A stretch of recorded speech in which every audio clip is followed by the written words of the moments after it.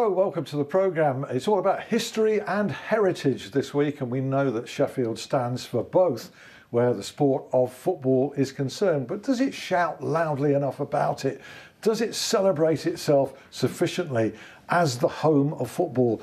Are people across the globe aware that that is the case? Well, a couple of my guests this evening, this subject is very close to their heart. Richard Timms is the chairman of the oldest football club in the world. I'm surprised I even need to say that, Sheffield FC. Welcome, Richard. A repeat visit to the studio. And for the first time on the show, the recently retired, if I can use that word, Lord Mayor of Sheffield, Councillor Anne Murphy. And it's a good afternoon. Pleasure to welcome you. Thank you. And it's also was a pleasure to meet you at the start. I'm slightly differently attired than when our previous meeting was the start of the Sheffield Half Marathon. That's right, yeah. In which you made an announcement to the crowds, and you were so enthusiastic about the event. And sport, I think, has played quite a big part in your ceremonial year, hasn't it? It has, definitely. I visited all of the venues in Sheffield. Sheffield is the home of a variety of different sports, but we have to keep shouting loudly that Sheffield is where football was born. And I'm very passionate that that message gets out, and it gets out to everywhere, all over the world. You know, when you think about it, football is played now all over the world, and that game started in Sheffield. Yeah, and the rules were started or were composed at the pub at Sandygate, the famous one that's opposite the oldest football ground in the world, the Plough. Yeah. We'll talk a little bit later about your efforts to, well, obviously to preserve the building itself and to make use of it. Richard Timms, I suppose you could say that's your deadly rival, Hallam FC, the second oldest football club in the world, but actually there's always been this very friendly relationship between you, hasn't there? Yeah, I mean, deadly rival at 3 o'clock on a Saturday afternoon. Yeah. The rest of the time we've got to be best of friends. We're both assets to the city. So yeah, we need to work together. And I know that you two have worked together during Anne's year as Lord Mayor, and you've had discussions about ways in which you can better recognise and celebrate Sheffield's place in history. Absolutely. What kind of things have you discussed? Well, there's a couple of groups that are forming now to talk about the home of football. Of course, you know, we've been, as you know, batting on about it for a long, long time. And finally, the city seems to be waking up to the fact. We always say we're a little bit slow on the uptake, you know, 161 years. But we're getting there. And as I was saying when we had the meeting with Anne and a number of other people, and we've got a walking app that I've no doubt you want to talk about later, that whatever momentum we can get going, you know, we need to build and build and build, and different sections, apart from myself, are now talking about it. So that's got to be a good thing. Yeah, one of the things you have been talking about for quite some time is returning to the city from the Coach and Horses just outside the city boundary in Dromfield, where you've been for some years now. And where are you with that return? Going back to Olive Grove, potentially? Well, Olive Grove, I mean, I think first and foremost, let's say we'd like to relocate back to the city. Right. That's item number one on the agenda. Our ideal location would be Olive Grove, but it's got a current tenant. There is a bit of a resistance there. There's some quite difficult political situation there. And of course, what it all ends up about is cash. So we are pleased with our progress. We've got some plans in place. So yeah, we keep taking small steps forward. Yeah. I mean, obviously disposing of the Dromfield site is something that would then give us some capital to start the project properly, really. So as a concept, I think we've got some great backing. It seems a bit of a no-brainer to me to be as near as damn it where football started as an asset for the city, not just Sheffield FC, but the city, and as an inbound tourist attraction.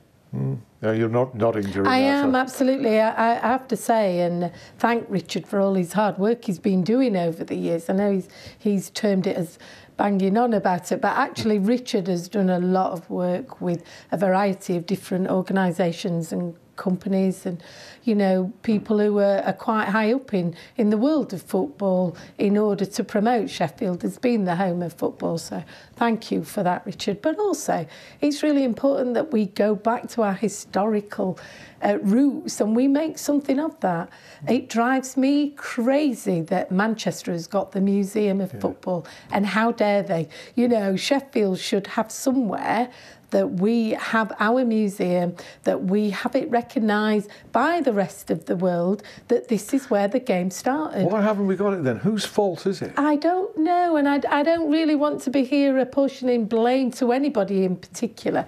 I think the circumstances have been such that for whatever reason, Sheffield hasn't shouted about it loud enough, and other places are quite good at doing that. And Sheffield, there was a lot of things as I was going round as Lord Mayor that I discovered, and as a Sheffield lass, I didn't even know they were there, saying, why don't we know about this? I don't know if that's the way Sheffield people are. They're beautiful people, and I think they do things in a way that they don't shout and, you know, make a lot of noise about. At the same time, they value what they've got and they want to preserve it and they want it acknowledging. And so certainly this year, some of the work my husband and I and other people have been doing about football has been about saying, listen, it's not for us about making lots of money out of it. For us, it's about people acknowledging that Sheffield is the home of football, be that a sign on the motorway that says, welcome to Sheffield, the home of football, or a sign at the train station saying, come and look round, this is the home of football, and there's a great tour that you can do that takes you to the first football ground, the first football club, the pub, where the rules were actually discussed and talked about over a pint, where the first football players used to get changed.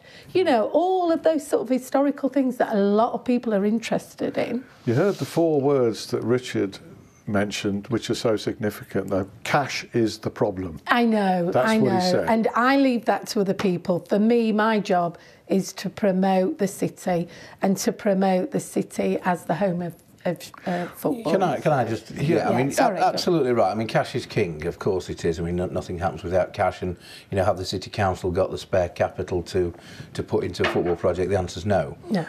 You know, they've got far more pressing issues there, because after all, it's only a game of football. It's about marketing, isn't it? It's about coherent thinking and cohesive thinking that we shout about it. So all we need is a marketing plan that's fully integrated into the city to shout about actually what we've got. Now, that's not a massive cash resource, it's just joined up thinking. And I don't think we've ever had it. Marketing Sheffield, little bits and bobs on the website, but nobody's actually sat down, got hold of it and said, look, this is what we want to do. You've only had a year at it. Is that long enough to get that kind of thinking together and strategy together? No, but we're going to continue. We've already done 1 or 2 different events in order to progress it, and we're going to continue to meet and do a variety of other things. And I think the marketing plan will come on stream very shortly. But it does need centralising. It needs to be centralised within the City Council. I went to a football conference last September in Manchester and met with, you know, Visit Manchester. They couldn't believe it. Absolutely could not believe that we've got this asset sat on our own doorstep and we don't know anything about it. Whereas Manchester, as you say, has got the National Football Museum. I must say, whatever happened to that idea, which I thought was terrific, of having a big stainless steel football on the motorway, just where the A630 comes into the city, or thereabout. I mean, that fantastic idea. What? That I was involved in that. Obviously, myself, Richard Caborn. It was on the Outer Kumpu site, and so the land that was allocated for that got sold off, unfortunately. So, but there must be some other land there that he. Well, yeah, but I mean, it sort of died a death, and the momentum never got there. And again, about cash. Something akin to the Angel of the North in the Northeast, something that makes a statement without needing a word. Look, I've still got all the plans for it. I've got all the plans, all the planning commissions. Would something like that cost a mint? I mean, what are we talking for that? I honestly don't know. Richard probably. What are we talking for a stainless steel football on there? Well, I've no idea. It's tens of thousands. I might be getting into the 100,000. But I mean, when we had the plan originally, Outer Kumpu were involved, a number of steel fabricators and producers were all giving their time and effort at cost, so it kept the cost down. But you know, when we lost the planning for the land, then it just died a death. Well, you can imagine covering it with sponsorship of that site, a prominent location, and names being displayed periodically, might be for a year or whatever, and changes could raise the revenue, you'd have thought. Is it worth bringing that back? Seems to have been kicked into touch. I think there's some discussion. We've already had a discussion about it, haven't we? That it's worth chasing that up again. I know it's owned by Amazon now, that land, so it might be worth discussing it with them. But you know, you've got to remember, and this is everybody's got to remember, that Sheffield has been hit by the Tory government in terms of its budget worse than any other major city. We've had our budget cut in half, and our staff numbers and everything else. And like Richard said, this is not a priority. Our priority is to, you know, ensure that our children and adult care services are delivered and to a high standard. So for us, it's about trying to find other ways of making this happen. Without getting too deep into the politics, because I have enough of a job on with Sheffield United and Sheffield Wednesday. That's where politics begins and ends for me, and I can tell you that's a very hostile arena. Without going too deeply into that, the other idea that I think you mentioned was some kind of visual statements at the Sheffield station, where there's a fair amount of ground surrounding it. That would work as well, wouldn't it? I think so, and we've got on the group that we've been discussing it all with, Wayne Kite, who is the regional manager of Railway North, so he's more than happy to support us with something like that. And we've even had Wayne telling us that they're more than happy to have a stall to promote it as well, you know, down at, say, St Pancras, where a lot of people get the train to come back to Sheffield, or maybe coming through to Sheffield in order to do that. For me, the other important thing is, it is about promoting Sheffield as the home of football, but it's also about promoting Sheffield and what it offers. And when you think now what we've got in the town centre with the fantastic hotels and restaurants and nightlife and the cultural quarter and all the other history that there is in Sheffield, we can put a package together to actually say to people, come and have a look at Sheffield. Come and see what we offer. Come and experience our city centre, and come and see what our fantastic football history. I'm sure it will happen eventually. We will talk before the end of the programme about your year as Lord Mayor and how you've enjoyed it. You look as if not only have you survived on it, you've thrived on it. And, we have. And Sheffield FC, a new management team has been appointed. You get through your managers, Richard, don't you? You get through a few. I wouldn't do if they performed. New management team, old management team, because it's the team that we finished with so well last year after being, really struggling for 3/4 of the season. We ended up with playoff results. No, not playoff ambitions, but in terms of our playoff forms, what I was looking for. So Chris Dolby, came back to the helm for the third time. Had to drag him screaming and kicking, by the way. But and an ex-player, Gav Smith, who was his assistant at his first time at the helm, came on board and reinvigorated and rejuvenated the squad. And but then we did put out open applications for a new manager, and we sat down as a group and looked at the applications, some great applications, and then I just, I persuaded him really to say, well, if it's not broken, so don't fix it. Let's do it. Let's carry on that momentum and give it a go next year. Yeah, you've got Russ Eagle and Kirk Jackson in support of Gavin Smith. Gavin's the manager. Yeah, who was on the books, among others, of Sheffield Wednesday at one time. Yes, and his son's an up-and-coming star for Sheffield United. Right, OK. I didn't realise there was that link as well. So you're ticking both boxes there. We mentioned the two Sheffield clubs. Now then, you know the question, don't you? I do. And were you asked this during your year in office by many people? Many people. Right. Were you honest about it? I was, most of the time, yeah. Yeah, you know which question it is, don't you? I do, and I am a Wednesdayite. Right. And have been since I was so high. I've got 6 brothers, so I was a better footballer than a lot young women of my age, and was always the goalie, of course, and always carrying the Why jumpers. Would that be, yeah, nobody wants to play in goal, do they? No, Well, absolutely, no. Yeah. Well, you're still a councillor for Crooks and Crosspool. Yeah. Politically, is it a dangerous thing to admit an allegiance when you're looking for votes? I don't think it is, to be honest, because I think, again, Sheffield people have their own team that they support and go and watch every weekend where possible. But when it comes to it, everybody wants to see either side do well. You know, we were really pleased at the way that United did well this year, but we would have wanted to have done better, obviously. You're one of very few Wednesdayites who would actually say that, though. If both teams could get into the Premier, what a difference that would make to the city as well. So, you know, we want to get there first, obviously, but, you know, the city would like to see both teams do well and both teams being in the Premier. You've had the allegiance question put to you a few times, once by me, and you were honest about it. You can't change your birthright, can you? No. You're a Wednesdayite as well. I am.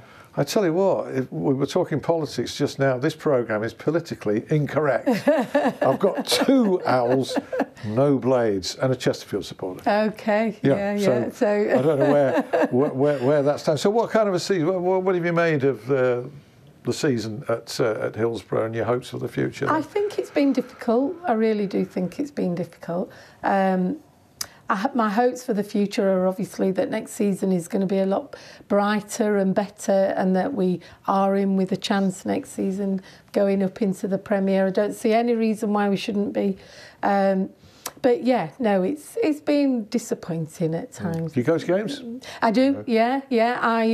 Gavin and I, my husband and I are respite foster carers, so we take, and my nephew is a keen Wednesdayite, so you go to the games. Comes as well. You don't always, because sometimes you're presiding over club duties, aren't you? At that's my job. So I occasionally go.